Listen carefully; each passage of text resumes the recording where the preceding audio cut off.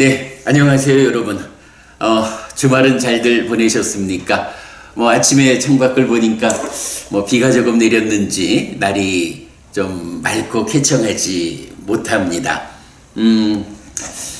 해피스님 이야기로 월요일을 여는 지금 사실 저도 마음이 그렇게 쾌청하지 못합니다. 오늘 좀 썩 유쾌하지 못한 이야기를 여러분들과 함께 말씀 나눠야 하겠다 생각하고 있습니다. 어쨌든 그래도 지난주에 4월 초파일 부처님 오신 날이 지나갔습니다. 저희는 테라와다적으로 부다데이 부처님의 날을 기념하는 전통에 따르니까 부처님 오신 날을 다르게 보내지는 않았습니다만은 마침 수요일 마츠마니까야를 관통하는 이 불사의 날이었기 때문에 마츠마니까야 85번 보디왕자경을 통해서 부처님께서 어떻게 출가해서 출가 이후 깨달음을 성취하는 그 과정의 이야기, 그리고 깨달은 뒤에 제자들을 위해서 법을 설해서 제자를 깨달음으로 이끄는 이 두 가지 과정에서 불교의 정체성을 드러내는 이 공부 가운데 앞에 부분을 공부했습니다. 그래서 부처님 오신 날 저녁에 부처님께서 어떤 과정, 어떤 지향성을 가지고 깨달음을 성취했는가, 부처님이 깨달았다라는 것은 어떤 지향의 완성인가, 이런 부분 공부하면서 오히려 부처님 오신 그 의미를 우리가 잘 좀 헤아려 본 시간이 되었고요.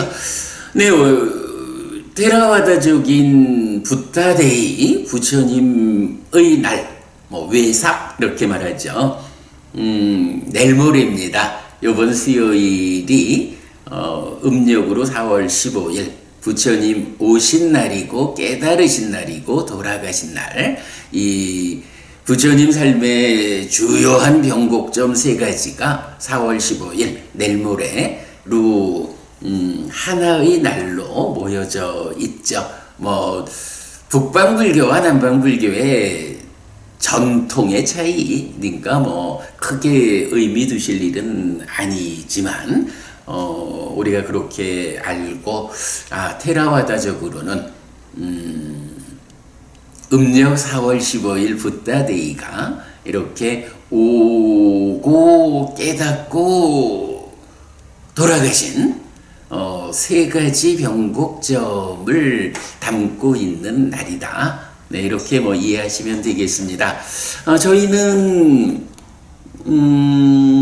우리가 이제 워낙에 소수의 인원으로 구성되어서 공부를 하니까 특별히 행사라고 할 만한 여건은 되지 못하지만 일단은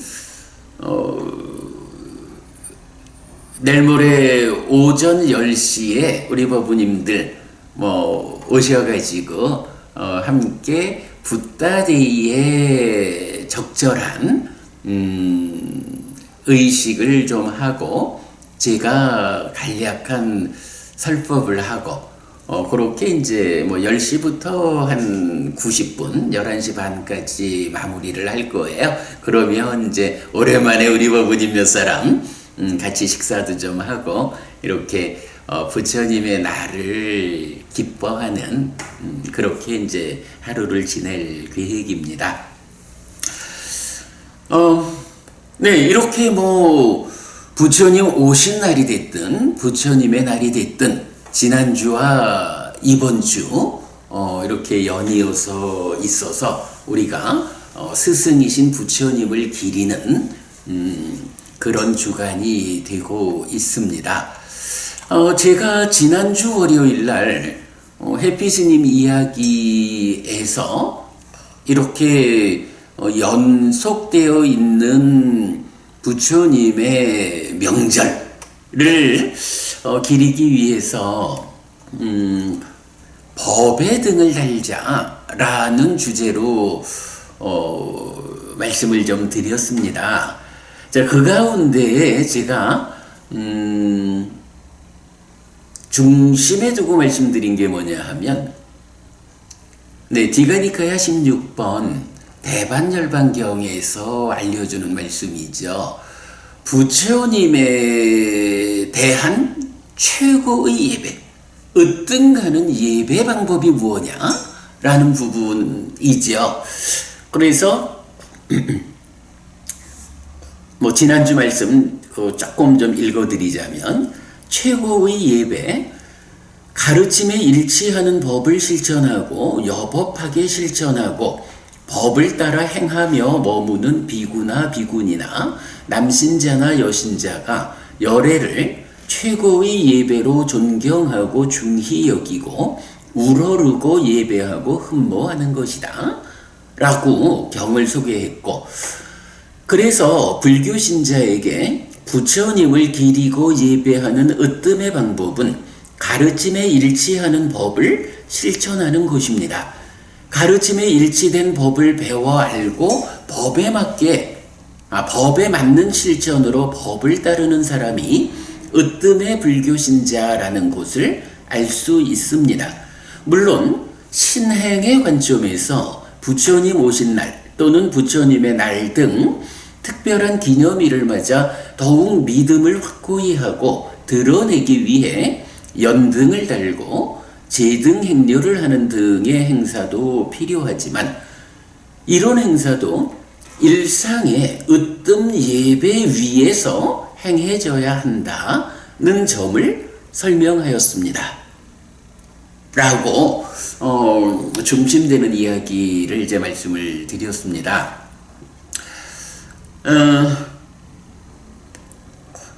뭐니 해도 불교가 존재하는 이유는 부처님에 대한 최고의 예배, 으뜸 예배, 부처님 가르침에 일치하는 법을 실천하는 것. 자, 우리가 불교 신자로서의 삶을 어떻게 말하나요? 배워 알고 실천하는 삶이에요. 배워 알고 실천하기만 하면 가르침이 가지는 위력에 의해서 부처님이 안내하는 그러한 삶이 바로 나에게서 실현된다. 가르침이 가지는 위력이 있다. 그래서 우리는 바로 그 큰 위력을 가지는 이 가르침, 부처님의 가르침을 배워 알고 실천하기만 하면 된다. 그 위력에 의해서 그러한 삶이 바로 나에게 실현된다. 갈수록 괴로움은 줄어들고 행복은 늘어나는 삶을 살다가 몸이 무너져 죽은 뒤에는 더 좋은 삶, 하늘에 태어나게 된다. 그리고 그 끝에 윤회에서 벗어나는 완전한 행복이 실현된다. 이게 불교죠. 부처님께서 당신께서 실현한 그러한 삶의 결과, 그 완성을 중생들에 대한 사랑으로 법을 설하셨잖아요.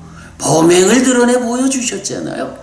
그래서 그분이 우리 스승이고 그분을 뒤따르는 사람들의 그룹, 불교라는 종교가 생겨나서 바로 우리 스승 부처님이 불교의 교주, 이렇게 되어 있는 거죠. 이게 불교죠. 그러기 때문에 부처님에 대한 으뜸 가는 예배는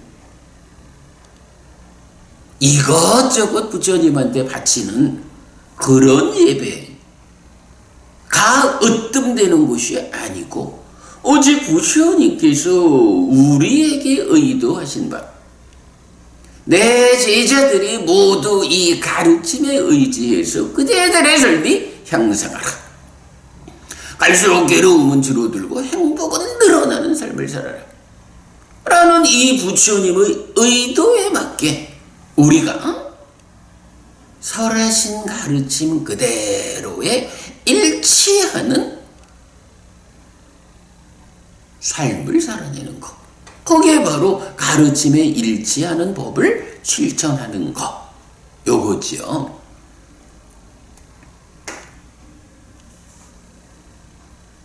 이런 일을 우리가 해야 불교 신자다 라고 말할 것이고, 이러한 불교 신자들이 많아질수록 불교는 부처님이 의도하신 그대로의 정체성을 가지고 우리들의 삶을 향상한다.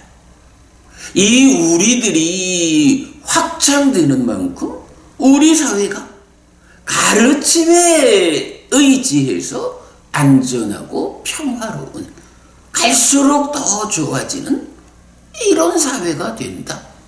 국가가, 세상이 부처님이 안내하는 그러한 세상으로 변해간다. 이게 부처님의 제자인 불교신자 우리가 해야 하는 일이지요. 부처님 오신 날을 우리가 기념하고 기뻐하는 것이 다른 이유가 있겠어요? 바로 이렇게 당신의 깨달음을 그대로 우리에게 드러내 알려줌으로써 우리도 당신처럼 행복한 삶을 살 수 있게 이끌어주는 우리 스승께서 내 곁에 오셨다. 기쁘다. 이것을 기념하는 것이 부처님 오신 날이고요. 좀 더 포괄해서 그러한 부처님의 삶 전체가 내 곁에 있다. 그날이다. 라고 해서 붓다데이, 부처님의 날을 우리가 기념하는 거죠. 그러기 위해서는 어떻게 하는 것이 잘 기념하는 일이냐? 네, 연등을 달고 조파일날 절에 가서 보시도 하고 공양도 올리고 이게 다 좋은 방법입니다. 그러나 으뜸되는 방법은 그날 하루의 행사가 아니라 1년 내내 부처님의 가르침을 잘 배워 알아서 가르침에 일치하게끔 실천하는 것. 부처님이 이끄시는 대로 그대로 우리가 살아내는 것. 이것이야말로 진정 부처님을 기뻐하고 그분께 예배하는 으뜸되는 방법이다. 그래서 우리가 일상의 삶에서 부처님 가르침을 실천하자. 그러한 실천을 위해서 우리가 열심히 공부해서 그 가르침을 배워서 알자. 그러기 때문에 부처님을 예배하기 위해서 1년에 한 번씩 연등을 다는 것도 좋고 중요한 일이지만 무엇보다도 자주 함께해서 부처님을 배우자. 법회를 하자. 법회에 참석해서 공부를 하자. 그래서 바르게 배워하는 그 법으로 일상의 삶을 살아내자. 이것을 뭐라고 표현했어요? 이것이 바로 법의 등을 타는 일이다. 1년에 한 번 연등다는 일보다도 더 부처님의 뜻에 맞게 우리가 일주일에 한 번쯤은 절에 가자, 법회를 가자, 가서 부처님을 배우자. 부처님을 배우기 위해서 법회에 참석하는 이것이 무엇이냐? 법의 등을 다는 일이다. 이렇게 법회에 참석해서 법의 등을 다는 부처님을 배우는 이런 일의 연장선에서 일상의 삶에서 내가 어떤 상황에 처하든지 배운 그대로, 배워서 알고 있는 그대로를 실천하는 삶. 이러한 일상의 삶이 무엇이냐? 바로 법의 등을 다는 일이다. 이렇게 우리가 배워 아는 법의 등을 달고 그대로 실천하는 법의 등을 달 때 나의 삶이 향상하고 향상되는 나의 삶이 내 주변으로 파장을 미치고 파생되어 가서 조금씩 우리 사회가 부처님께서 깨달아 알려주신 나와 우리가 함께 행복한 그러한 세상을 만드는 길이다. 그래서 이것이 바로 법의 등을 다는 일이다. 이 부분을 고민해야 하죠. 한국 불교가 물론 열심히 절에 다니시는 분도 많이 있지요. 그러나 열심히 절에 다니는 우리끼리 모여서 하는 얘기에서 우리 스스로 그런 얘기를 하지 않아요.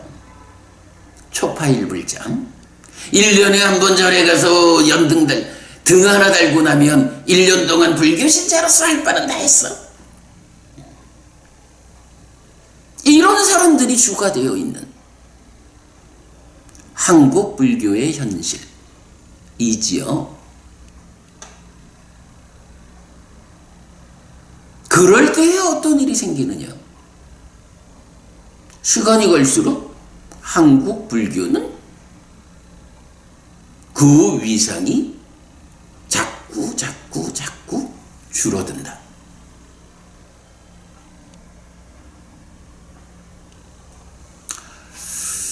제가 오늘 이 주제를 이렇게 심각한 표정으로 맑고 쾌청하지 못한 마음입니다 라고 말씀을 드리고 이런 이야기를 하는 데는 이유가 있습니다. 내일 모레가 부처님의 날입니다. 해피법당으로 여러분 법등 달러 오십시오. 법회에 오십시오.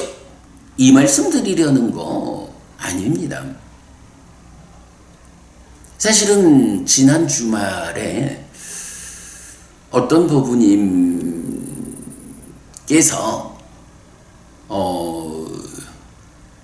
기사를 하나 보내주셨어요. 기사를 하나 보내주셨는데 아이고 참 가슴이 아픈 내용입니다. 제가 지난번에도 이제 여러 번 그런 이야기를 했지요. 통계에 의해서 불교가 더 이상 한국에서 주류라고 말하기 어려운 현상에 처해 있다? 또는 그렇게 가고 있다? 앞으로 10년, 20년, 30년 시간이 지나고 나면 한국 불교는 한국 사회에서 어떤 위상을 가질 것인가? 이런 말씀을 여러 번 이미 드렸습니다마는 요번에 제가 그 법우님 통해서 받은 통계를 보고는 정말 아픕니다. 네, 그 통계 이야기를 좀 오늘 전해드리려고 합니다.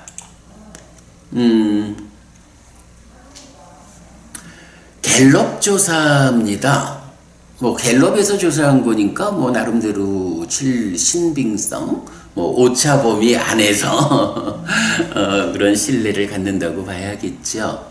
갤럽 조사 2021 한국인의 종교라는 기사입니다.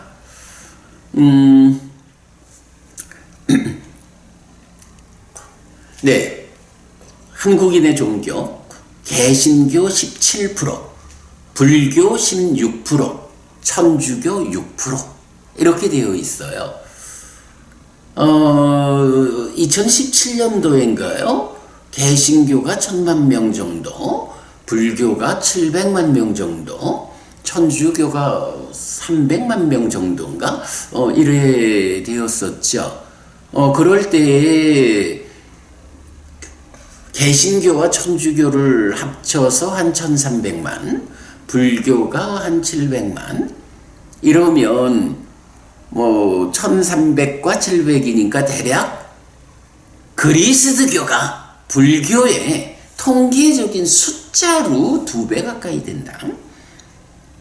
이런 부분에다가 제가 더 주목해서 말씀드린 게 작년에 나왔던 어떤 통계에서 보면 자기 삶에서 종교가 비중을 가진다. 불교라는 종교, 기독교, 천주교라는 종교, 이 종교가 내 삶에서 큰 비중을 갖기 때문에 나는 종교가 지시하는 삶을 살아야 한다고 본다. 라는 이런 비중을 가지고 볼 때 대략 불교 신자가 그리스도교 신자들의 그 비중에 비해서 뭐 대충 3분의 1이 채 안 되는 것 같더라. 그렇다면 숫자적으로는 1300만 대 700 해서 2분의 1이라고 볼 수 있겠지만 실질적으로 나는 불교 신자로서 부처님 가르침이 내 삶의 귀해 라고 삶의 중심을 잡는 사람, 진짜 말하자면 진짜 불교 신자 이렇게 볼까요? 하고 그리스도교 신자면서 그래서 하나님의 말씀이 내 삶에 중요해, 나는 그 말씀대로 살아야 돼 라고 생각하는 그리스도교 신자의 비율이 대략 6대 1 정도 되더라. 우리 사회에서 나는 하나님을 믿는 사람이야 라고 자기를 드러낼 수 있는 사람이 6명이라면 나는 불교 신자요, 부처님 말씀대로 살 거요, 내 삶의 중심에는 부처님 가르침이 있어 라고 말하는 사람이 1명에 불과한 6대 1의 비율로 이미 불교가 힘을 잃었다, 위상이 낮아졌다. 그러니까 TV 같은 데 보면은 뭐 탤런트나 뭐 이런 그 많은 그 방송인들이 전혀 망설임 없이 방송에서도 할렐루야, 어떤 일이든 좋은 거는 다 함께 하시는, 언제나 함께 하시는 하나님에게 이 기쁨을 드립니다. 이런 이야기들을 공개적으로 망설임 없이 두려움 없이 하잖아요. 마치 우리나라가 기독교 국가인 것처럼 그런 현상이 우리 곁에 있는데, 그런 현상에 대해서 과연 뭐라고 말할까? 불교를 내 삶의 중심에 두고 살아가는 사람보다, 달리 말할까요? 부처님을 삶의 중심에 두고 살아가는 사람보다 하나님을 삶의 중심에 두고 살아가는 사람이 6배나 된다면 그 사람들이 뭐 두려울 게 있어가지고 방송 중에 할렐루야를 못하고 방송 중에 오직 하나님의 뜻으로 이런 말을 못할까? 이런 상황에 와 있다. 정말로 불교가 정신 차려야 된다. 이 얘기를 제가 이전에도 여러 번 했거든요. 그 정신 차리는 방법이 무엇이냐? 우리가 법에 등을 다는 일, 모여서 공부해야 합니다. 모이기 어렵다면 요즘이야 유튜브를 통해서도 페이스북을 통해서도 다양하게 제시되는 이 인터넷을 통해서 공부하는 것도 온라인상으로 우리가 함께 하는 거죠. 이렇게 함께해서 공부하는 일에 비중을 두어야 그게 부처님을 바르게 배워 아는 일을 통해서 부처님을 내 삶의 중심에 두고 그 가르침을 실천하는 삶을 일상에서 살아낼 수 있는 이러한 법의 등을 다는 일이고,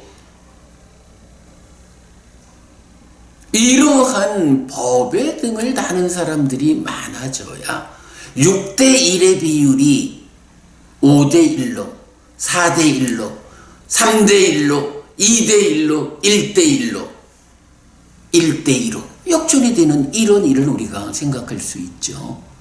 1년에 한 번 절에 가서 연등 달면 1년의 불교 신자로서 할 일은 다 했어.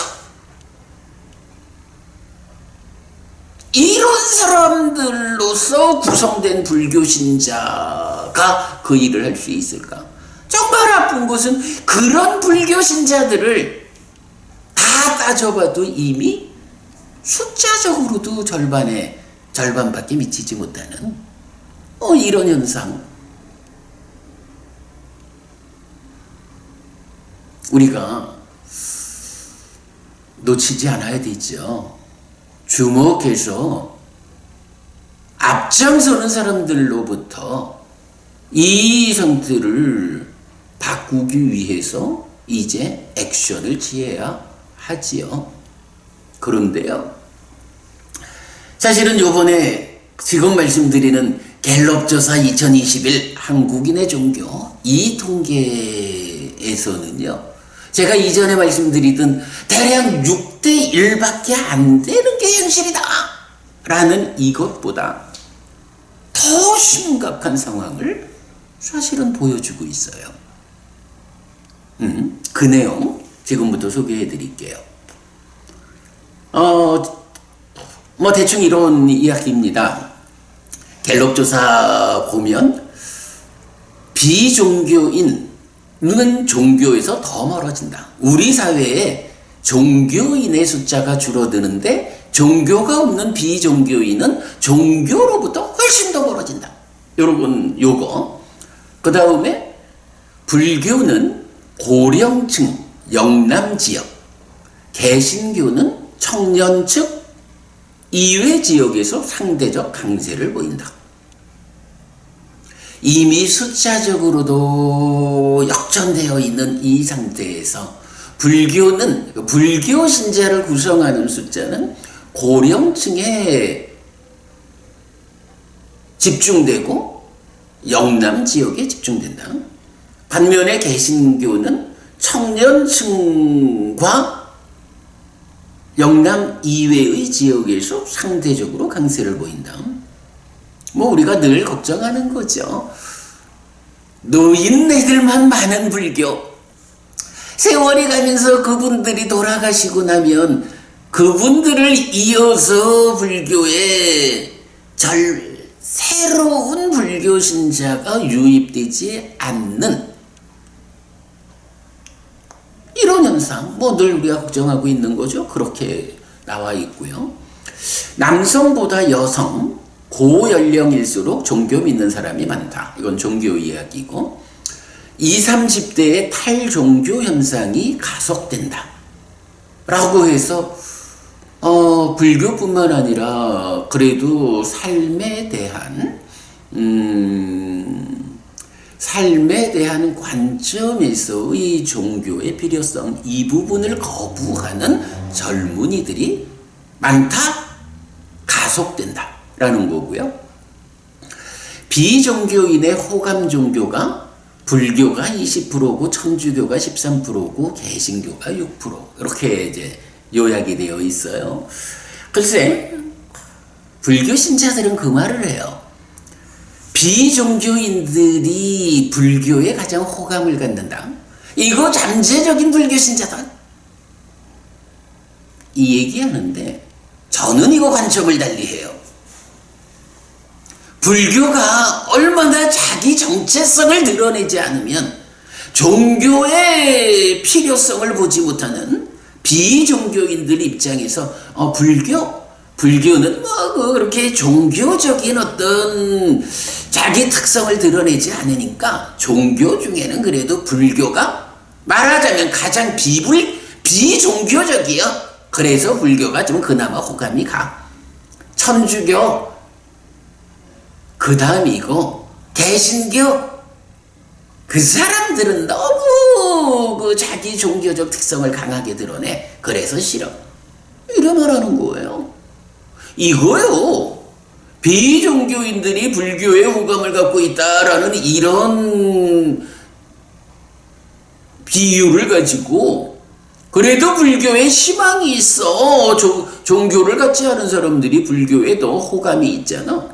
아니에요. 이거 여러분 그렇게 볼 문제 전혀 아니에요. 불교가 얼마나 종교적인 특성을 드러내지 못하면 종교를 거부하는 비종교인들 입장에서 그나마 종교적 성질이 드러나지 않는 사람들, 불교 신자들은 종교인으로서의 자기 특성을 드러내지 않아. 그래서 그나마 비종교인의 입장에서 불교가 가까워. 이거는요 사실은 더 나쁜 거예요. 그만큼 불교가 불교로서의 색채를 가지지 못하고 있다. 불교 신자라고 하는데 내가 초파일날 절에 가서 연등 달았는데 내가 불교 신자지 뭐. 아이 그래도 내가 등산 갈 때 있는 절에 가서 삼배는 한 번 해. 내가 불교 신자지 뭐. 이 정도로 불교 신자라고 자기를 정의하는 사람들이 가득 차 있으니까 비종교인 입장에서야 불교하는 사람들은 이렇게 종교 신자들이 가지는 어떤 특성을 보이지 않으니까 그나마 불교가 낫지. 이런 호감은 불교에게 가능성으로 기회로 작용되는 게 아니다 라고 말해야 하지요. 자, 좀 더 보겠습니다. 한국갤럽에서 2021년 5월 18일 한국인의 종교 1984 내지 2021 종교 현황을 공개했다라고 하면서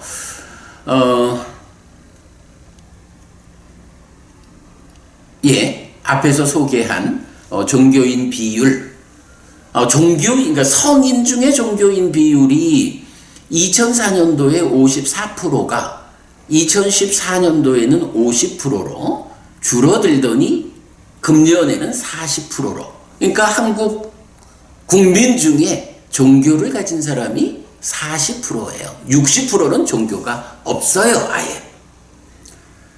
20, 30대 탈종교 현상이 가속된다. 그 가운데 종교 분포는 개신교가 17%, 불교가 16%, 천주교 6% 소개해드렸죠. 그리고 비종교인의 호감 종교로 불교가 20%, 천주교가 13%, 개신교가 6%. 비종교인 중 호감 종교 없다가 33%에서 46%로 늘어났다가 금년에는 61%. 어떤 호감도 없어. 그리고 2014년 대비 종교인의 종교 활동이 전반적으로 감소했다. 이제 이런 쭉 이야기가 있고요. 그 다음에 비종교인이 종교를 믿지 않는 이유라고 해서 관심이 없어서라는 것이 97년에 26%던 것이 금년에는 54%로 큰 폭으로 상승했다. 해서 아예 종교에 대한 관심이 없어. 라는 이게 대세인 거예요. 어쨌든 이거는 뭐 불교뿐만 아니라 불교, 기독교, 천주교 모두가 당면한 문제겠죠. 자, 이렇게 이제 전체적인 그 문제를 좀 본 상태에서 오늘 제가 중점적으로 정말 위험하다 라고 말씀드리려는 주제가 이제 기사의 마지막에 나와 있어요. 자, 이렇게 나옵니다. 주 1회 이상 종교시설 방문율, 일주일에 한 번 이상 절에 가든 교회 가든 성당에 가든 이런 비율이 개신교인의 57%, 천주교인의 42%, 불교인의 1%, 불교인의 1%, 주 1회 이상 경전 독서자 비율. 그러니까 절에 가든 교회 가든 성당 가든 직접 가는 거와는 또 좀 다른 측면에서 일주일에 한 번 이상은 경을 읽어 라는 비율. 개신교인 42%, 천주교인 35%, 불교인 3%. 우와, 1%에서 3%로 올라갔어요. 3배나 올라갔네. 절에는 안 가도 그래도 일주일에 한 번씩 경은 한 번씩 봐. 3배나 올라가서 3%가 됐어요. 3%. 기독교는요, 일주일에 한 번씩 교회 가는 사람들은 57%나 되는데 일주일에 한 번씩 경을 읽는 사람은 42%로 무려 15%포인트나 떨어졌어요. 그래도 42%하고 3%네. 그 다음에 하루 1회 이상 기원자 비율. 매일 한 번씩은 기도를 한다, 기원을 한다 라는 사람들의 비율이 개신교인 37%, 천주교인 31%, 불교인 5%. 와, 또 올라갔어요. 1%가 3%로 올라가더니 그래도 하루에 한 번 이상 기도를 하든 기원을 하든 하는 사람들이 5%로 올라갔어. 우와. 개신교인은 57%가 42%로 떨어지더니 이번에는 37%로 떨어졌어. 천주교인은 42%에서 35%로 떨어지더니 이제는 31%로 떨어졌어. 떨어지고 떨어지는데 올라가고 올라가서 그 비율이 37대 31대 5%. 불교는요, 그러니까 불교 신자는요, 일주일에 한 번 이상 절에 가는 비율이 1%밖에 안 되네요. 일주일에 한 번 이상 절에 가는 거와는 별개로 일주일에 한 번 이상 그래도 경을 보자 라고 하는 사람이 3%예요. 일주일에 한 번 이상 기도를 하든 기원을 하든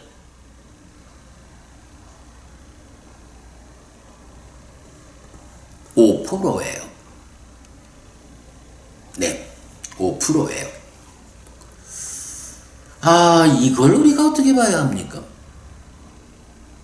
기독교와 천주교를 합한 그 퍼센티지가 불교 신자 수의 퍼센티지보다 높아요. 그런데 그 가운데 정말로 나는 올해도 초파일날 절에 가서 연등 달았습니다. 나는 불교 신자입니다. 이렇게 말하는 사람 말고 그래도 내가 일주일에 한 번씩은 절에 가는 사람입니다. 절이 아니라 해도 어쨌든 법회가 있어서 나는 일주일에 한 번은 법회에 참석해서 부처님을 배우는 사람입니다. 이 비율이 57대 1, 42대 1, 불교 1%예요. 직접 절이나 법회 자리에 참석은 안 해도 내가 일주일에 한 번씩 경을 읽는 사람이요. 3%예요. 42대 35대 3이에요. 내가 하루에 한 번씩은 기도 또는 기원을 하는 사람이요. 5%예요. 37대 31대 5예요. 뭔가요? 불교 신자라고 우리가 숫자를 만들어내고 있어요. 그런데 그 숫자 가운데 정말로 부처님이 나의 삶을 이끄는 스승입니다. 나는 부처님께서 설하신 그대로 그 가르침에 일치하게 법을 배워 알고 실천하는 사람입니다. 나에게 부처님은 이렇게 귀한 분이고 내 삶을 이끄는 중심입니다. 나는 그러한 삶을 살아낼 것입니다. 우리 사회가 그러한 사회가 되도록 노력할 것입니다. 라고 자기를 정의하는 그런 사람을 불교 신자라고 우리가 말한다면 도대체 얼마가 있는 겁니까? 얼마가 있는 겁니까? 한국 불교가 지금도 한국의 주류 종교입니까? 뭐 그렇게 봐야겠죠. 보자, 이게 보니까 불교와 개신교와 천주교를 제외한 그 외 다른 종교의 비율은 84년도에 3%, 89년에 2%, 97년과 2004년에 1%, 그 후에 1% 미만 이렇게 되어 있어요.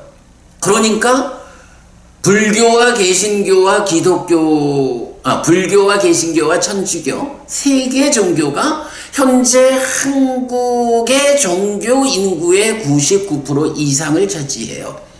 그러니까 99% 이상을 차지하는 그 세 종교 중에 불교가 하나가 있으니까 불교가 우리 사회에 중심되는 종교 중에 하나지 뭐. 맞지요. 맞지요. 뭐 그거 아니라 할까? 그런데 그 중에 얼마? 한국 불교가 99% 이상을 차지하는 세 종교 중에 하나니까 한국 사회의 주류 종교다라고 우리가 불교를 말할 수 있을까? 말씀드렸지만 TV에 방송인들이 나와가지고 할렐루야를 아무 거리낌 없이 말하고 어디서 상을 하나 받았다 하면은 늘 함께 하시는 하나님께 이런 이야기를 서스럼 없이 하는 이런 한국 사회가 이미 되어 있는데 한국 불교가 과연 얼마만큼 한국 사회의 주류 종교다라고 말할 수 있을까? 제가요 표를 하나 만들어 봤어요.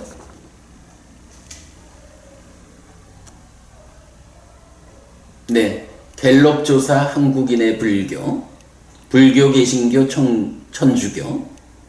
네, 방금 소개해드린 내용을 가지고 표를 만들어 봤는데 이 부분입니다.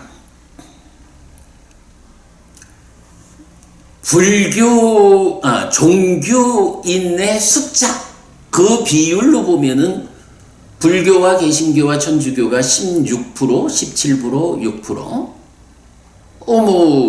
개신교와 천주교를 더한 숫자에 비하면 한 70%밖에 안 되지만, 그래도 개신교하고 16대 17 대등해. 이렇게 말해도 되겠지요. 그래서 그 관계를, 그냥 비율만 가지고 따져보니까, 개신교와 천주교를 합한 그리스도교하고 불교를 비교하면, 그리스도교 신자 수의 69.6, 그러니까 70%예요. 불교 인구가. 하여간 금년도 갤럽 조사에 의하면 거의 절반이다라고 알려졌던 거에서 조금 변화가 있어서 통계상의 차이겠죠. 70%야. 그리스도교 신자 수에 비해서 불교 신자가 70%예요. 이거를 역으로 불교 신자가 한 명 있을 때 그리스도교 신자는 몇 명 있을까? 라고 보면 1.438, 1.4명이 있어요. 그래도 종교가 뭐예요? 불교예요? 하는 사람이 한 명 있을 때 종교가 뭐예요? 개신교 또는 천주교예요? 라고 말하는 사람이 1.4명이다 이거예요. 그런데요, 제가 이제 오늘 중점적으로 말씀드리는, 매주 한 번씩 절이든 교회든 성당을 가는 사람, 이 비율, 매주 한 번씩 그래도 경을 읽는 거요? 라는 그 비율, 매일 한 번씩은 기도 기원을 해? 라는 비율을 가중을 해봤어요. 이 각각의 신자 수에다가 그 세 가지 경우를 가중을 해서 보니까 놀라운 일이 바로 벌어지는 겁니다. 자, 주 1회, 매주 한 번 절에 가는 사람의 가중된 값이 16이 나와요. 그러니까 16%가, 그러니까 16% 가운데 1%가 매주 한 번 이상 절을 가요. 그래서 16이야. 거기에 비해서 개신교는 17% 가운데 57%가 매주 한 번 이상 교회를 가요. 천주교는 6% 가운데 42%가 매주 한 번 성당을 가요. 그래서 그 개신교와 천주교를 가중한 값은 얼마냐 하면 1221이에요. 거기에 비해서 불교는 16이에요. 1221대 16. 그리스도교 신자 한 명이 매주 한 번 교회든 성당을 갈 때 매주 한 번 이상 절에 가는 불교 신자의 비율은 0.013%예요. 1대 0.013. 거꾸로 매주 한 번 이상 절에 가는 불교 신자 수에 비해서 매주 한 번 이상 교회거나 성당을 가는 그리스도교 신자는 76.313이에요.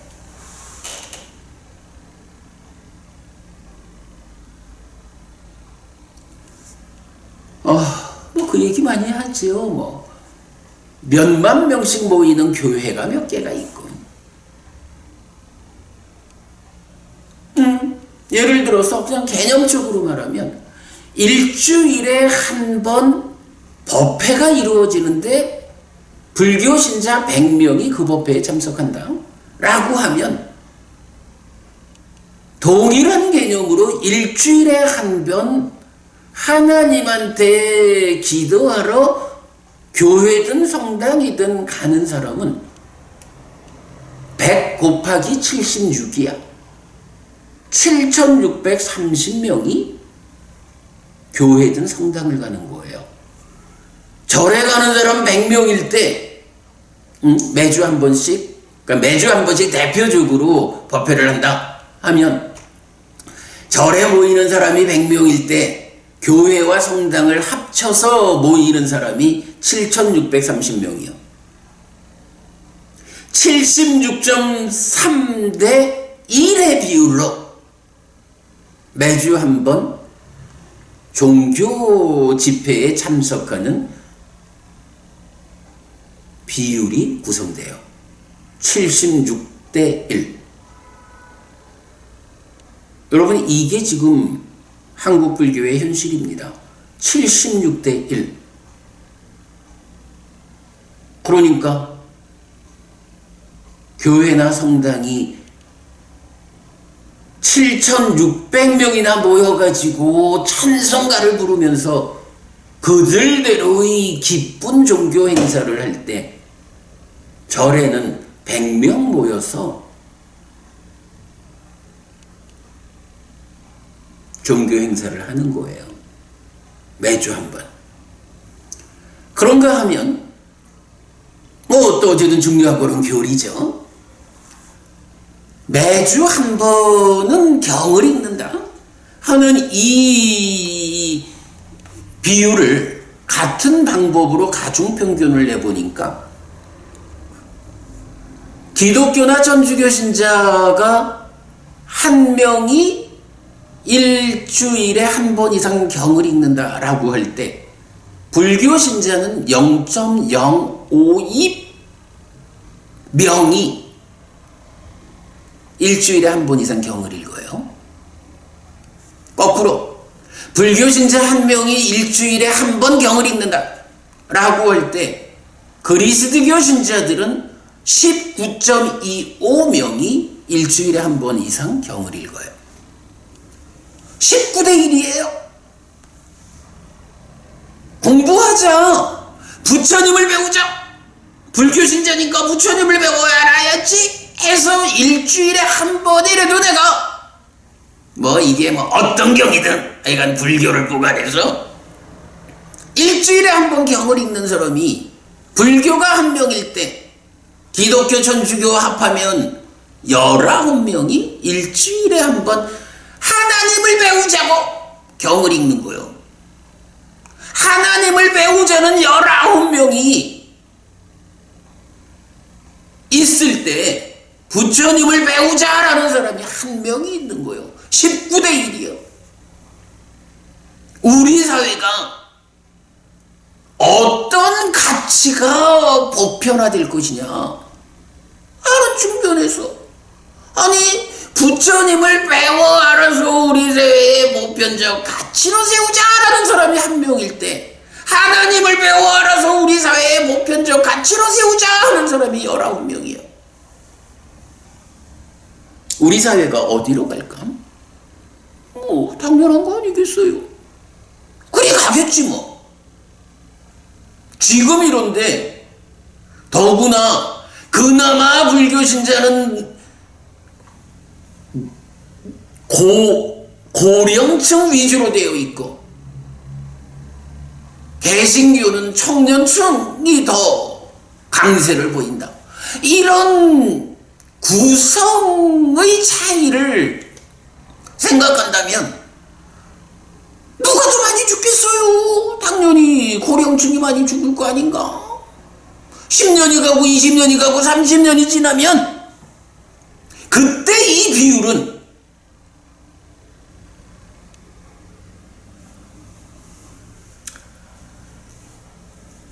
76대 1, 19대 1 이런 비율이나마 유지가 될까요? 한 300대 1, 150대 1 이 정도로 벌어지는 거 아닐까? 그때도 한국 불교가 한국 사회의 주류 종교라고 말할 수 있을까? 3대 종교가 99% 이상을 차지하는데 거기는 들어가는 걸 뭐? 이래가지고 한국 불교가 한국 사회의 주류 종교다 라고 우리가 떳떳하게 말할 수 있을까?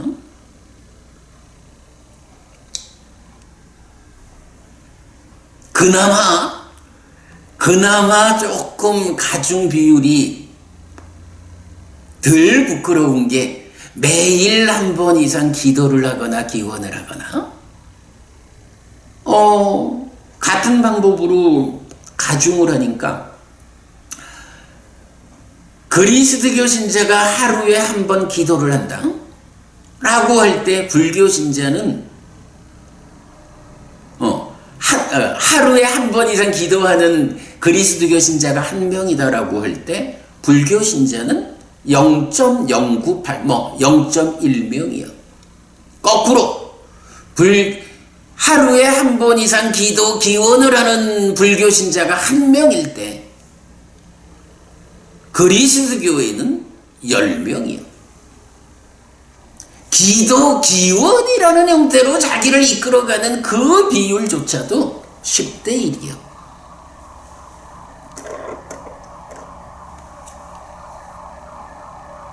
그래도 우리가 기도를 한다, 기원을 한다 라는 이것은 무엇을 의미하나요? 그래도 내가 내 삶을 좀 더 향상하고자 할 때, 좀 더 나은 삶을 살아내고자 할 때 부처님 도와주세요, 하나님 도와주세요, 이런 행위겠죠? 그런 행위조차에서도 10대 1이요. 부처님을 내 삶의 중심에 두는 사람이 한 명이라면 하나님을 삶의 중심에 두고 살아가는 사람이 10명이나 되는 거예요. 그러니까 대중들의 사랑을 먹고 산다라고 하는 그 탤런트, 개그맨, 이런 많은 방송인들이 방송에 나와서 아주 거리낌 없이 할렐루야, 함께하는 하나님 그분께 이 기쁨을 드립니다, 이런 이야기를 서슴없이 하잖아요. 왜? 아이고, 대중의 사랑 가운데 할렐루야 해가지고 내가 기독교 신자입니다, 천주교 신자입니다 라고 자기를 드러낼 때 박수 쳐주는 사람이 최소 10명이고 뭐 저러냐 라고 불편한 심기를 드러내는 불교 신자는 한 명밖에 안 되는데 1대 10의 이 비율을 놓고 한 명인 불교 신자의 사랑이 떠날까봐 10명의 그리스도교 신자의 사랑을 끌려하지 않을까? 당연한 거죠. 우리 사회가 그렇게 되어 있죠. 제가 자꾸 부정적인 이야기를 하려고 이런 말씀을 드리는 건 아닙니다.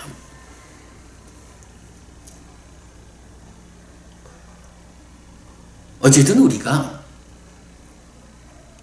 지금의 어려움을 극복하고 나아지기 위해서 한국 불교가 지금의 이런 상태를 극복하고 더 좋아지기 위해서 한국 사회의 주류 종교로, 으뜸 종교로 기독교, 천주교 다 합쳐도 불교 신자를 따라오지 못하고 천주교, 기독교 신자가 아무리 열심히 교회를 가고 성당을 가고 해도 절에 가고 설법장에 모이는 이런 불교 신자를 따라오지 못하고 정말로 경을 읽고 부처님께 내 마음을 다듬는 이런 사람들이 가장 많아진 사회를 만들어서 그래서 우리 사회가 부처님 가르침이 보편적 가치로 자리 잡아질 수 있으려면 지금 상태를 우리가 알고 인정하고 새로 시작해야겠다라고 마음을 돈독히 내어야겠지요. 그 이야기를 하고 싶어서 제가 오늘 이렇게 참 바깥 날씨도 청명하지 못한데 마음도 어두운 이런 이야기를 하고 있는 거지요. 불교가 부처님 돌아가시고 벌써 오랜 세월이 지났고 시간과 공간적으로 부처님으로부터 멀어지면서 불교 신자요, 내가 불교 신자니까 라고 자기를 정의하는 사람들 가운데서도 정말로 부처님 가르침이 무엇인지 모르는 사람들, 나는 열심히 불교를 배우는데 이게 정말로 부처님 말씀인지, 단적인 표현으로 이게 정말로 부처님 살아서 직접 말한 가르침인지, 부처님께서 완전한 행복을 실현한 깨달아 부처 되어가지고 그대들도 행복하자라고 우리를 위해서 부처님이 직접 알려주신 그 바른 방법인지,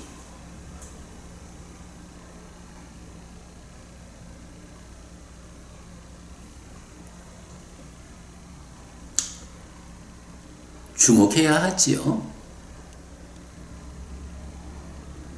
불교가 변해야지요.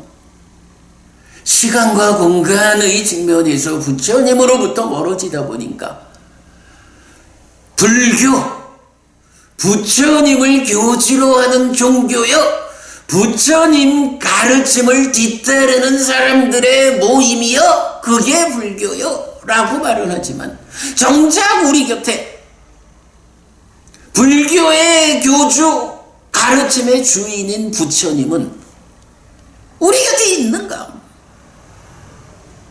우리가 부처님과 함께하는 불교 신자로서의 삶을 살아내고 있는데도 이렇게 한국 불교가 한국의 종교 통계에서 숫자적으로는 개신교, 천주교가 우리에 비해서 1.4배 많고 주 1회 방문자는 76배나 많고 주 1회 경을 읽는 사람들은 19배나 많고 매일 한 번 이상 기도 기원하는 사람들은 10배나 많고, 이런 그리스도교가 중심이 되어버린, 주류가 되어버린 그런 한국을 만들고 있죠.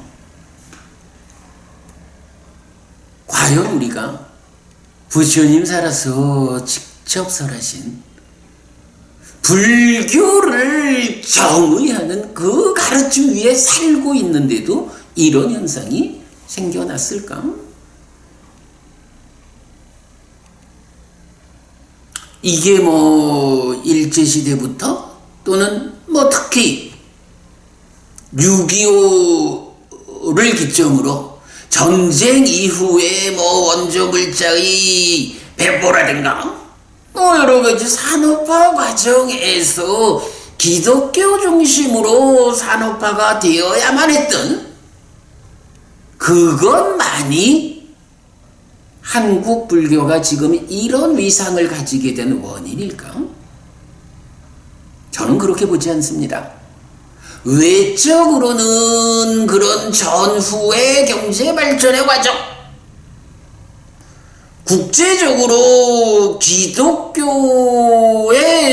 동반하는 협조관계가 이런 현상을 만들었다라는 것도 분명히 중요한 요소입니다. 그러나 이거는 외적인 요소죠. 불교 내적으로는 문제가 없는가? 아니죠. 우리가 다 알죠. 불교 내적으로 과연 불교 신자 중에 그래요. 일주일에 한 번은 내가 절에 가든 아니면 법회장을 찾아가서 부처님을 배우는 일을 하는 사람이 1%예요. 100명 중에 1명 그 일을 해. 일주일에 한 번 경을 읽는 사람이요. 100명 중에 3명. 매일 그래도 부처님 하고 기도를 하든 기원을 하든 하는 사람 5명이에요. 불교 신자라고 자기를 드러낼 수 있는 불교 신자로서의 정체성을 가진 사람이 요만큼 있어요. 16% 중에 1%고 3%고 5%예요. 이것은 전후 경제라고 하는 이런 외적인 요소와 별개로 한국 불교가 내적으로 원인을 찾아야 하는 문제다. 어쨌든 내가 세상을 만나는 곳이 삶이듯이 불교 또한 불교라는 내가 우리 사회라는 세상을 만나는 이 관계죠. 세상의 여건이 불교에 불리하게 돌아간 것도 크죠. 그러나 그만큼 불교 내적으로 내가 나를 성숙하지 못한 이 요소도 크죠. 두 가지 모두가 최악의 상태로 70년을 왔죠. 그러니까 지금 이 모양이 됐죠. 그러다 보니까 그 누적된 방향성 때문에 10년, 20년, 30년이 더 지나가서 이 고령층 신자들이 다 돌아가시고 나면 그때의 퍼센티지는 어떻게 될까? 과연 불교가 한국 사회의 주류 종교라고 말할 수 있을까?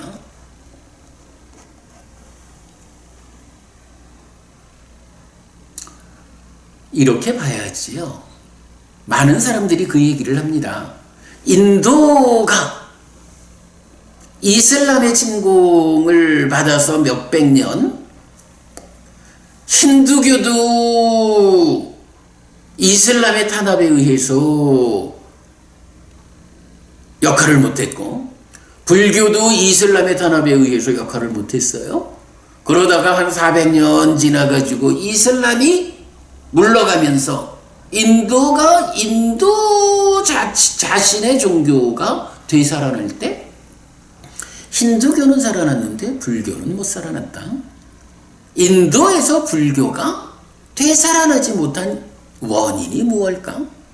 많은 사람들이 그에 대해서 다양한 주장을 하지요. 그러나 우리가 가장 설득력 있게 공감하는 주장이 뭔가요? 불교가 오랜 세월에 걸쳐서 힌두화 되어 버렸죠. 말은 불교라고 하는데 껍데기는 불교 껍데기를 쓰고 있는데 그 안에 있는 알맹이는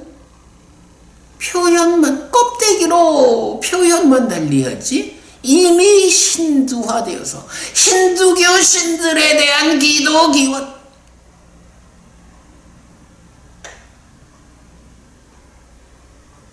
불교의 정말로 짧은 시간에 인도를 평정하고 인류 역사상 최고의 스승 으뜸된 가르침 그 진리를 선언한 부처님의 가르침 이 불교가 인도에서 세월과 함께 하는 가운데 힌두화되어 버렸죠. 힌두화된 상태에서 이슬람의 침공과 그 물러감 이후에 뭐 자연스러운 거 아니겠어요? 이미 힌두화되었고 불교라는 껍데기만 가지고 있던 상태에서 400년의 세월을 격해가지고 힌두는 힌두대로 자기의 정체성을 가지고 살아나지만 불교가 알맹이가 불교의 정체성을 놓쳤는데 그 정체성 없이 어떻게 불교가 인도에서 되살아났을까? 그게 안 되니까 인도에서 불교가 소멸했다. 뭐 이렇게 말하는 게 일반적인 주장이잖아요. 공감할 수 있죠. 지금 한국 불교는 어떤가요? 지금 한국 불교에서 과연 부처님 당시 그 45년의 세월 동안에 그 짧은 시간 동안에 인도를 병종했던 이 진리, 이 사실, 이러한 실천, 이 부처님 가르침이 지금 한국 불교에 얼마나 차지하고 있나요? 부처님 가르침 그대로의 모습이 한국 불교에 자리하지 못하고 있다라고 하면 이 상태에서 10년, 20년, 30년 세월이 더 지나가면 어떤 대안을 가지고 글쎄 뭐 대만식으로 인간불교? 인간불교 그렇게 말하죠? 뭐 그런 방법으로 대만의 불교가 되살아났듯이 한국 불교가 그런 방법으로 되살아날까요? 모르지 뭐. 그렇게라도 좀 되살아날 수 있다면. 그래서 요즘 뭐 대만 불교를 벤치마킹하자 하는 사람들도 많이 보이더라고요. 뭐 그것도 좋은 방법입니다. 그러나 더 좋은 방법이 있어요. 부처님 가르침을 직접 배우지 뭐. 그래도 다행히 요새는 여러분들의 노력 때문에 니카야도 다 번역돼 있고 니카야에 근거한 수행법도 실시되고 있고 니카야라고 하는 부처님 살아서 직접 설한 가르침이 우리 곁에 와 있고 이미 와 있는 상태에서 저희처럼 근본경전연구회가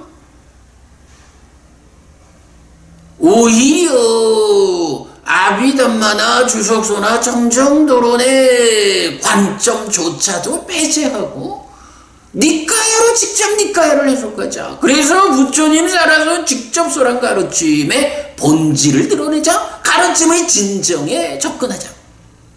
그래서 불교를 부처님에게로 되돌리자. 이런 불사를 하자라고 근본경전연구회도 앞장서서 일을 하고 있지요. 워낙이 이런 가중된 비중이 낮은 상태에서 그 안에서도 더더욱이 미세한 비중으로 우리가 가르침의 진정에 접근하자, 불교를 부처님에게로 되돌리는 불사를 하자라고 말하니까 아직까지 우리 사회에 파장은 적지만 그래도 우리가 이 일을 하고 있죠. 초기 불교에 속한 많은 분들이 그래도 부처님 살아서 직접 설한 가르침 초기 불교 이 기치를 올리고 있잖아요. 뭐 대만 불교를 배워오는 방법도 있겠지만 제 생각에는 이제 우리가 인터넷이라는 기능에 의해서 니카야를 누구나 컴퓨터 앞에만 있으면 직접 볼 수 있는 이런 사회적 변화, 물질 문명의 이 길을 활용할 수 있는 이 시점에서 우리가 선택해야죠. 그래서 저는 지금 한국 불교가 처해 있는 이런 참 76대 1이고 19대 1이고 10대 1이라는 이런 정말 최악의 가중된 비율, 이 비율을 지금 바꿔야 하는 필요성 분명해요, 여러분. 이거 지금 바꾸지 않으면 이미 70년을 흘러온 방향이 있어서 이 방향이 10년, 20년, 30년 더 지나가면 되돌릴 수 없을 만큼 불교가 그 존재성이 희미해질 수 있어요. 지금 해야 합니다. 우리가 하여간 이번 갤럽 조사에 의한 이런 그 현황을 오늘 살펴봤는데, 여러분 우리가 정말로 주목해야 하고 정신 차려야 합니다. 한국 불교가 지금 우리가 정신 차리고 방향을 바꾸지 않으면 우리가 조금 더 나이 들었을 때 어떻게 우리가 감당할 수 있을까? 네, 다시 처음으로 돌아가서 이 부분 소개하면서 말씀을 마치겠습니다. 자, 지난주에 부처님 오신 날이 지나갔고요. 내일 모레가 부처님의 날입니다. 그래서 우리가 부처님에 대한 최고의 예배가 무엇냐? 라는 것을 제가 지난주 이 시간 해피스님 이야기에서 소개해 드렸죠. 가르침에 일치하는 법을 실천하고 여법하게 실천하고 법을 따라 행하며 머무는 비구나 비군이나 남신자나 여신자가 열애를 최고의 예배로 존경하고 중히 여기고 우러르고 예배하고 흠모하는 것이다. 네, 여기는 대반열반경 말씀이고요. 그래서 불교 신자에게 부처님을 기리고 예배하는 으뜸의 방법은 가르침에 일치하는 법을 실천하는 것입니다. 가르침에 일치된 법을 배워 알고 법에 맞는 실천으로 법을 따르는 사람이 으뜸의 불교 신자라는 것을 알 수 있습니다. 이 부분입니다. 네, 절에 가서 부처님 오신 날을 축하하며 연등을 하는 일도 귀하고 훌륭한 일이지만 부처님 가르침을 배워 알고 실천하는 일, 법회에 직접 참석을 하든 인터넷 시대 컴퓨터 앞에서 법을 만나든 법을 배워 아는 일로서의 법의 등을 달자. 이렇게 배워 안 것을 일상의 삶에서 실천하는 것으로의 법의 등을 달자. 우리가 지금부터 법의 등을 다는 일, 여기에 적극 나서지 않으면 조금의 시간이 더 지나가면 정말로 이러한 가중된 비율, 반복 말씀드리지만 70년을 흘러온 방향이 있어요. 이 방향을 역전하기 위한 특별한 능력을 우리가 하지 않으면 이 방향이 가지는 힘은 큽니다. 이제 10년, 20년, 30년이 더 지나면 어떤 더 악화된 상황을 만나게 될는지 사실은 우리가 다 걱정하고 있잖아요. 저도 여러 스님들과의 대화를 할 때도 스님들도 늘 그 걱정을 하지요. 시간이 조금 더 지나면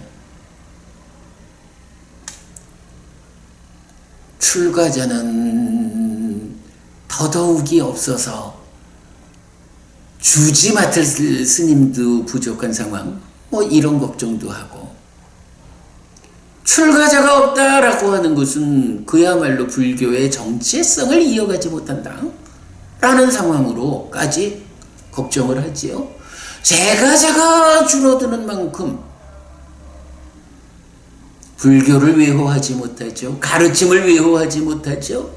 불교가 우리 사회를 이끌어가기 위한 동력을 상실하죠. 어찌 될까요? 이러한 방향성을 지금 틀어야 합니다. 어떻게 들어야 합니까? 부처님 살아서 직접 설한 가르침이 이제 우리 곁에 있습니다. 이 경쟁력 100의 이 가르침에게로 우리가 돌아가야 합니다. 껍데기는 불교지만 알맹이는 힌두교가 되어서 이슬람의 침공과 그 이후에 힌두교는 살아나지만 불교는 살아나지 못해서 인도 안에서 불교가 소멸한 이런 상황을 한국에서도 되풀이하지 않으려면 불교 신자가 무엇이 불교고 무엇이 부처님 가르침이고 무엇이 힌두적인 가르침이어서 부처님 가르침과는 다르다. 부처님이 확고하게 구분해서 그 힌두적 가르침이 사실 아니다. 그것으로서 우리 삶의 사회가 형성할 수 없다. 라고 명백히 드러내서 이끈 이러한 가르침을 우리가 명확하게 보아서 붙잡아야 한다. 그렇게 부처님에 의해서 배척된 이러한 브라만 힌두적 가르침이 불교란 이름으로 우리 안에 있을 때 그걸 구분하지 못하고 그게 불교인 줄, 그게 부처님 가르침인 줄 알아가지고 그대로 따라가느라고 저는 그런 표현도 했어요. 자력종교, 타력종교 얘기도 하고 자등명, 법등명, 자주, 법주 얘기도 하지요.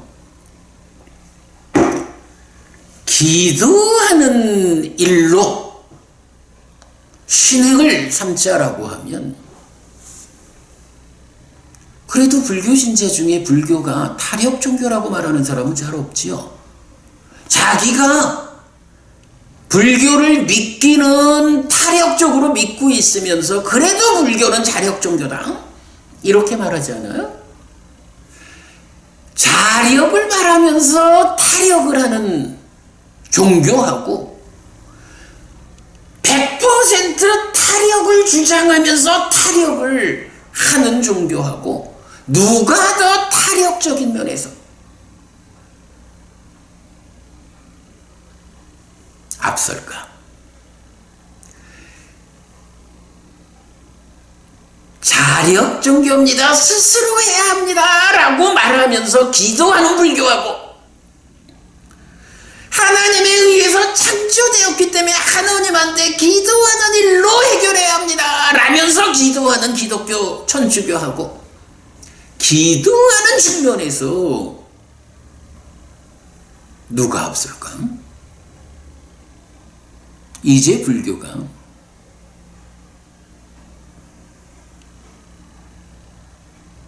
더 이상 그런 방법으로 기도라고 하는 부처님에 의해서 배척된 부처님 그렇게 말하죠? 기도하는 일 오직 바라는 일로 이루어질 수 있다면 누가 늙을 것이고 누가 죽을 것인가? 원하는 것이 있다면 그 원하는 것을 얻을 수 있는 바른 방법을 배워서 실천해야 한다. 그것이 팔정도다. 라고 부처님 기도로 얻어지는 것이 아니라 바른 실천에 의해서 얻어지는 것이다 라고 가르쳐 주시잖아요. 매일 한번 기원하는 퍼센테이지조차 5%여서 기독교 천주교의 10대 1의 낮은 비중을 보여주고 있습니다만은 그마저도 더 정확하게 따져보면 과연 기도라는 방법이 아니고 가르침을 배워 알고 실천하는 방법에 의해서 부처님을 따르는 이런 불교 신자가 지금은 얼마나 있을까? 그러나 지금 아무리 그 비중이 작다 해도 불교가 우리가 부처님 가르침에 의해서 빠르게 개인의 삶을 향상하고 사회를 안전하고 평화로운 사회를 만들어가기 위해서는 그 작은 비율이 씨앗이 되어가지고 이제 불교를 바꿔야 한다.